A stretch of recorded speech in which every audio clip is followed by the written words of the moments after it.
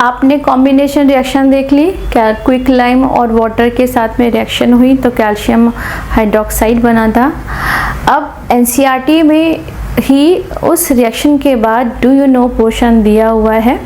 वो जो do you know portion है वो बहुत इम्पॉर्टेंट टॉपिक है क्योंकि वहाँ से 2-3 क्वेश्चन बनते हैं।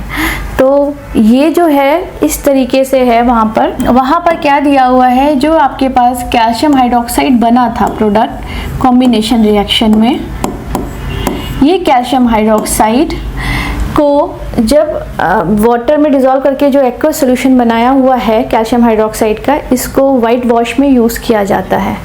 वाइट वॉश में यूज़ करते हैं तो बेसिकली क्या हो रहा है कि जब आप उसे वाइट वॉश करते हो वॉल पे, तो 2-3 दिन के बाद वो वॉल शाइन करती है, वाइट शाइनिंग आ जाती है उस पर। वो कैसे होता है, इसी को ही हमें देखना है। तो जो कैल्शियम हाइड्रोक्साइड होता है, जब आपने इसको वाइट वॉश किया तो इसके 2-3 दिन के बाद, क्योंकि बेसिकली वहाँ एयर के कांटेक्ट में जब ये कैल्शियम हाइड्रोक्साइड आता है तो एयर में स्पेशली CO2 के कांटेक्ट में आता है और CO2 के साथ ये रिएक्ट करके बना देता है कैल्शियम कार्बोनेट, और साथ ही साथ वहाँ पे वाटर होता है जो इवेपोरेट हो जाता है। तो ये रिएक्शन एक तो इस तरह से इम्पॉर्टेंट है कि आपसे क्वेश्चन पूछा जाता है कि कोई ऐसा चीज़ है, प्रोडक्ट मतलब कंपाउंड है जिसको वाटर में डिज़ोल्व किया जाता है और उसको वाइट वॉश में यूज़ किया जाता है, वो क्या है उसका नाम। ठीक है, तो वो हमारे पास कैल्शियम हाइड्रोक्साइड है जिसको हमने क्विक लाइम को वाटर में डिज़ोल्व करके कैल्शियम हाइड्रोक्साइड बनाया, और ये कैल्शियम हाइड्रोक्साइड जब कार्बन डाइऑक्साइड के साथ रिएक्ट करता है तो कैल्शियम कार्बोनेट बनाता है।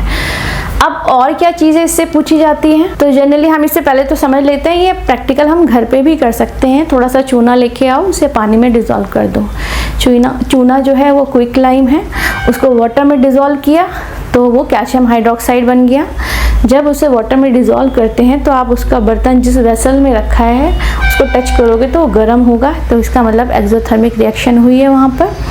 अब इस कैल्शियम हाइड्रोक्साइड को हम अगर ब्लो करें एयर्स में, तो जो हम एक्सेल करते हैं, एक्सेल में हम CO2 रिलीज होती है एक्सेल में, तो जब हम ब्लो करते हैं तो ब्लो करने पर वो कैल्शियम हाइड्रोक्साइड उस CO2 के साथ रिएक्ट करके कैल्शियम कार्बोनेट बना देता है, जो कि उस सॉल्यूशन को ज़्यादा मिल्की कर देगा। अब यहाँ पे देखो आप, कैल्शियम ऑक्साइड, पहले हम इनकी स्टेट लिख देते हैं। कैल्शियम हाइड्रोक्साइड जो है वो वाटर में डिज़ोल्व हुआ पड़ा है, इसलिए जो इसकी स्टेट होगी वो होगी सॉल्यूशन एक्वस स्टेट। तो हम यहाँ लिख देते हैं इसे एक्वस स्टेट में है ये। कार्बन डाइऑक्साइड गैसेस फॉर्म में है, अगर वाइट वॉश किया है तो भी एयर के कांटेक्ट में आया है तो गैसेस फॉर्म में है। कैल्शियम कार्बोनेट जो है वो वाटर उसमें से रिलीज हो जाता है तो वो सॉलिड फॉर्म में आ जाता है, तो ये सॉलिड स्टेट है और ये लिक्विड स्टेट है वाटर। इसकी बैलेंसिंग देख लेते हैं, बैलेंसिंग क्या है इसमें। तो अब देखो कैल्शियम हाइड्रोक्साइड में कैल्शियम जो है रिएक्टेंट साइड पर एक है, प्रोडक्ट साइड में भी एक ही है। ऑक्सीजन आप देखो कितने हैं, यहाँ पे ऑक्सीजन इस ब्रैकेट का जो होल होता है ब्रैकेट का, वो इसके साथ भी वैलिड होता है और इसके साथ भी। तो ऑक्सीजन यहाँ पे 2 है और इधर भी 2 है, टोटल ऑक्सीजन कितनी है रिएक्टेंट साइड पे 4 है। अब इधर देखो, यहाँ ऑक्सीजन 3 है और एक ये, तो यहाँ पे भी ऑक्सीजन कितनी है, यहाँ पे ऑक्सीजन 4 है। अब हाइड्रोजन देखो, हाइड्रोजन ये कितने हैं, 2 है, 2 एटम है। यहाँ पे देखो, यहाँ पे भी हाइड्रोजन के 2 एटम है, तो ये रिएक्शन ऑलरेडी बैलेंस्ड है। इसके साथ और क्या क्वेश्चन पूछा जाता है, इसके साथ ये क्वेश्चन पूछा जाता है कि मार्बल का फॉर्मूला लिखिए। जो कैल्शियम कार्बोनेट होता है इसी का ही जो कैल्शियम कार्बोनेट है, तो मार्बल का भी फॉर्मूला सेम ही है। मार्बल का फॉर्मूला क्या है, कैल्शियम कार्बोनेट। एक ये क्वेश्चन पूछा जाता है ये, और बच्चे सोचते हैं कि ये कहाँ से क्वेश्चन आया है। ये इसी डू यू नो वाला जो टॉपिक है उसी में से ये क्वेश्चन पूछा जाता है कि what is the formula of marble. So calcium carbonate is the formula of marble. अब हम करेंगे कुछ और एग्जाम्पल दिए हैं एनसीईआरटी में किस चीज के लिए, कॉम्बिनेशन रिएक्शन के लिए। जैसे कि क्या दिया हुआ है, एक दिया हुआ है इसमें और एग्जाम्पल, कॉम्बिनेशन रिएक्शन का, जिसमें आपको बताया है कि बर्निंग ऑफ कोल, है ना। जब आप कोल को बर्न करते हैं तो वो भी कॉम्बिनेशन रिएक्शन है। कोल जो है वो बेसिकली क्या है, कार्बन ही है ना। तो आप यहाँ पे कार्बन लिख लो, और इसको बर्न किया मतलब ऑक्सीजन के साथ रिएक्शन हुई, ऑक्सीडेशन हुआ इसका।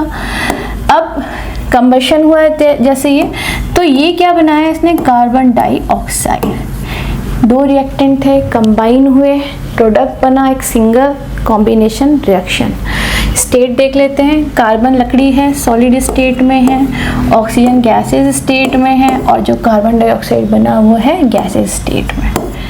ठीक है, और क्या एग्जांपल दिया हुआ है एनसीईआरटी में कॉम्बिनेशन रिएक्शन के लिए, जब हाइड्रोजन गैस और ऑक्सीजन गैस मिलते हैं। देखो वाटर जो है, जिसको हम जनरली बोलते हैं कि लिक्विड स्टेट में होता है, वो एक्चुअली किससे, हाइड्रोजन गैस और ऑक्सीजन गैस के कॉम्बिनेशन से बनता है।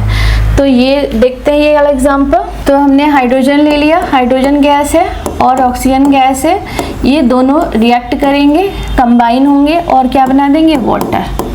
ठीक है, अभी ये जो बना है इस टाइम पे ये कंप्रेस्ड हो गया है। ये गैसेस जो हैं, हाइड्रोजन गैस, ऑक्सीजन गैस, इनको जब कंप्रेस किया जाता है तो ये बनाते हैं लिक्विड स्टेट में वाटर।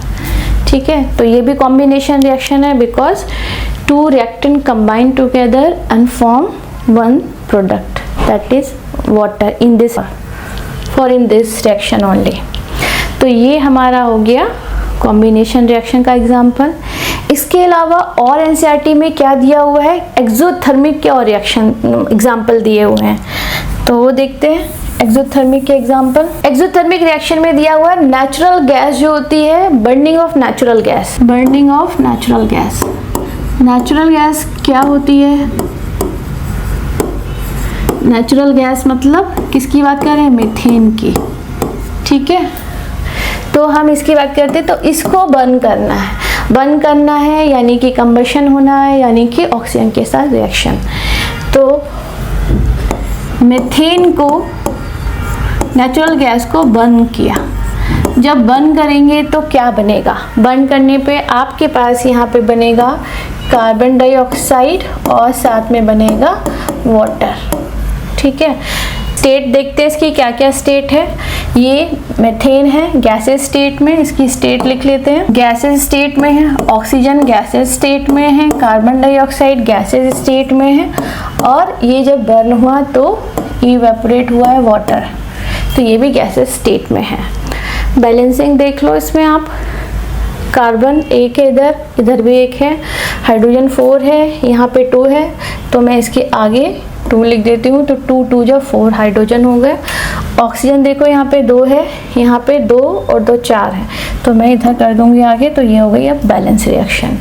तो ये हमारा किसका है, एक्सोथर्मिक रिएक्शन का एग्जाम्पल। कैसे, आप सिंपल सी बात समझो, किसी फ्यूल को जब आप बर्न करते हो तो उसके आसपास आपको गर्म फील होता है ना, तो वो जो गर्मी फील होती है वो हीट ही तो जनरेट हुई है। तो प्रोडक्ट साइड पे जब हीट रिलीज होती है, जनरेट होती है, तो वो हमारी कौन सी रिएक्शन होती है, एक्सोथर्मिक रिएक्शन। यहाँ पर हमें एनसीईआरटी में एक और एक्सोथर्मिक रिएक्शन का एग्जाम्पल दिया हुआ है, वो है रेस्पिरेशन।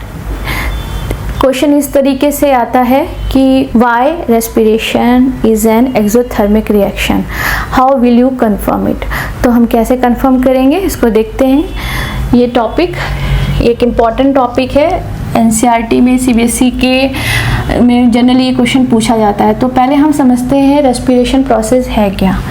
रेस्पिरेशन में जिसमें आपके पास ग्लूकोज होता है ना,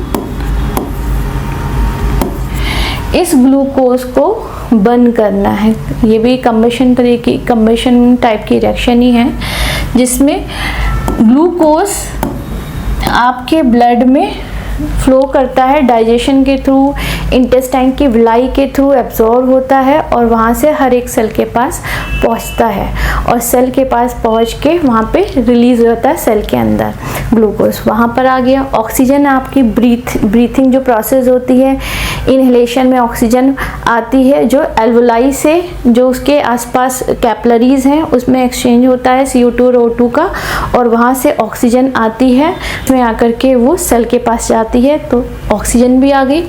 तो ग्लूकोज और ऑक्सीजन ये दोनों जब रिएक्ट करते हैं, बेसिकली इसके जो है कंबशन रिएक्शन हुई है, एक तरीके से ऑक्सीडेशन में कंबशन रिएक्शन हुई है इसकी ग्लूकोज की। तो ग्लूकोज को जब बर्न करते हैं with the help of oxygen, यानी बेसिकली हमारी सेल के अंदर रिएक्शन है, सेल में भी माइटोकॉन्ड्रिया के अंदर रिएक्शन हो रही है, वहाँ पर ये क्या बनाता है, इसके ब्रेकडाउन से, breakdown of glucose with the help of oxygen क्या फॉर्म होता है, कार्बन डाइऑक्साइड बनती है, वाटर बनता है, और मोस्ट इम्पॉर्टेंट थिंग जो इसका मोस्ट इम्पॉर्टेंट प्रोडक्ट है वो है एनर्जी। एनर्जी किस फॉर्म में बनी होती है, यहाँ पर एनर्जी बनी होती है एटीपी के फॉर्म में, एडेनोसिन ट्राइफॉस्फेट, एडेनोसिन ट्राइफॉस्फेट। तो ये एनर्जी जो है सेल की हर एक्टिविटी में यूज होगी, ठीक है। तो ये एनर्जी जो है वो भी एक तरीके की क्या है, हीट ही है। एनर्जी जो है वो फॉर्म ही है ना, जैसे हमारी हीट रिलीज होती है वो भी एनर्जी का ही फॉर्म है। तो जहाँ पे एनर्जी रिलीज हुई है ना, तो ये हमारी एक तरीके की जो हम बोलते हैं कि जहाँ पे एनर्जी रिलीज हो as a heat, as a light, तो वो हमारी एक्सोथर्मिक रिएक्शन होती है। तो आप देखो प्रोडक्ट साइड पर ही रिलीज हुई है, इसलिए ये हमारी एक्सोथर्मिक रिएक्शन है। अब ये प्रूफ हो गया है इसमें कि रेस्पिरेशन जो प्रोसेस होती है वो किसका एग्जाम्पल है, रेस्पिरेशन प्रोसेस हमारा एक्सोथर्मिक रिएक्शन का एग्जाम्पल है। एक्सोथर्मिक रिएक्शन इसका एग्जाम्पल है ये, बिकॉज प्रोडक्ट साइड पर एनर्जी फॉर्म में हीट रिलीज हुई है।